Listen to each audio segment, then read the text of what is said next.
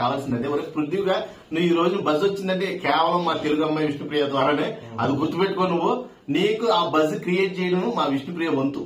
కాబట్టి విష్ణుప్రియ నువ్వు వాడు మాయలో పడి గేమ్ పరిచిపోకు, నేను బయటకు తోచేస్తాను. నువ్వు మాయాలోకంలోకి వెళ్ళిపోతావు. జాగ్రత్తగా ఉండాలి. కాన్సన్ట్రేషన్ అక్కడ పెట్టు, బుర్ర అక్కడ పెట్టు. కానీ పృథ్వీ మీద ఎంతసేపు కొన్ని అట్టుకో. ఆడు ఎలిమినేట్ అయిపోతాడు. ఎవరు వెళ్ళిపోయినా మీ ఇద్దరికి చెప్పే. నిన్న సాంగ్ గెస్ట్ చేసే గేమ్ లో ఊపిరితో ఆ గేమ్ ఆడడం, డాన్స్ చేయడం ఎట్లా తెలిసింది మీకు? ఎక్స్పెషల్లీ ఎవరు నాగార్జున గారు. మన నాగార్జున గారు తెలుసు కదా, మన్మధుడు.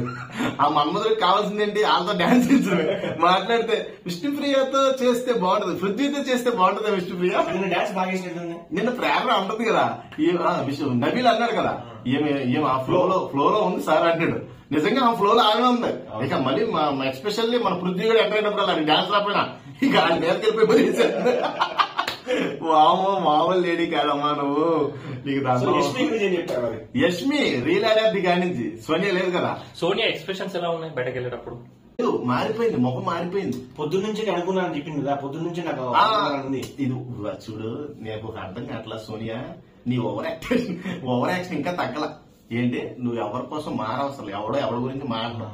జనాలు చూస్తున్నారు కాబట్టి మార్పు చెంది ఆడాలి.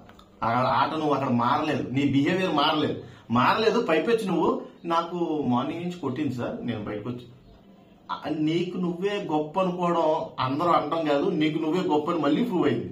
అర్థమైందా?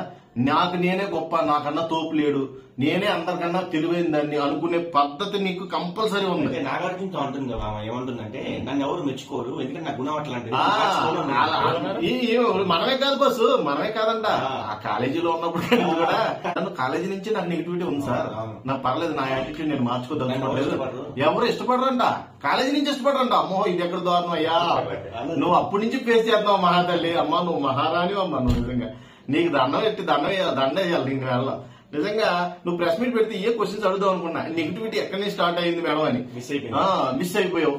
మరి రీఎంట్రీ ఇచ్చేదన్నా ఏమైనా ఉంటే ట్వీట్ చేయి, కనీసం హ్యాపీగా ఫీల్ అవుతాం. మళ్ళీ ఎలిమినేషన్ అయిపోయాక బజ్ రూమ్ లోకి వచ్చింది కదా, బజ్ అంటారు అక్కడ బజ్ ఆ క్వశ్చన్స్ ఎలా అనిపించింది? అన్ని నెగిటివ్ క్వశ్చన్స్ జరిగాయి కదా. అవును, నీకు అక్కడ అంబటి గారు కదా, అంబట్రా ఏదో ఉంది అన్ని మొహం మీద క్వశ్చన్స్ జరిగాయి.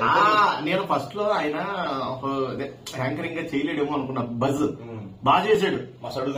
ప్రతిదీ పిన్ను గుచ్చినట్టు అడుగుతుంటే ఒక్కొక్క దానికి సమాధానం చెప్పలేక, మీరు ఆ కాంట్రవర్సీ ఆ టైప్ లో అడుగుతారని నేను అనుకోలేదు, నేను ఆ టైప్ లో ఉంటానని నేను అనుకోలేదు అన్నట్టుగా మాట్లాడుతుంది. అక్కడ చూసా, నేను కూడా చూసా, చాలా సూటిగా అడుగుతున్నాడు. ప్రతి పాయింట్ మెలికెట్టి అడుగుతుంటే మొత్తం బండారంతా బయటపడుతుంది. ఇప్పుడు పెద్దోడిని చిన్నోడిని ఏమనుకోవాలి మేము అన్నాడు. అన్నయ్యతో నీకు దండం తల్లి, నువ్వు అక్కడ ఉన్నప్పుడేమో అన్నయ్య తమ్ముళ్ళ బిహేవ్ చేయలేదు ఎంతసేపు. నీకు అసలు అక్కడే స్టార్ట్ అయిందని చెప్తున్నా, నెగిటివిటీ అక్కడే స్టార్ట్ అయింది.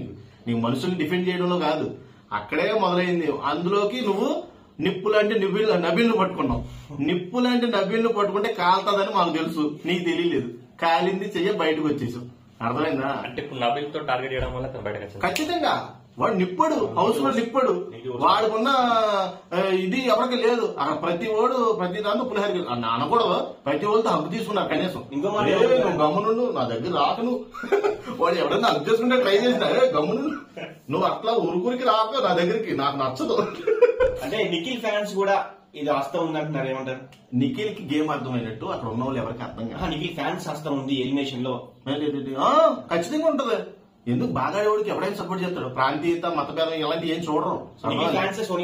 ఖచ్చితంగా నేను చెప్తున్నాగా, నబీల్, నిఖిల్ వీళ్ళందరూ కూడా కొంచెం స్ట్రాంగ్ ప్లేయర్స్.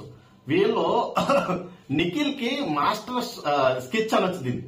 నిఖిల్ ది నిజంగా పర్ఫెక్ట్ స్కెచ్ సోనియా విషయంలో ఉపయోగపడింది. బయటకు వెళ్దాం.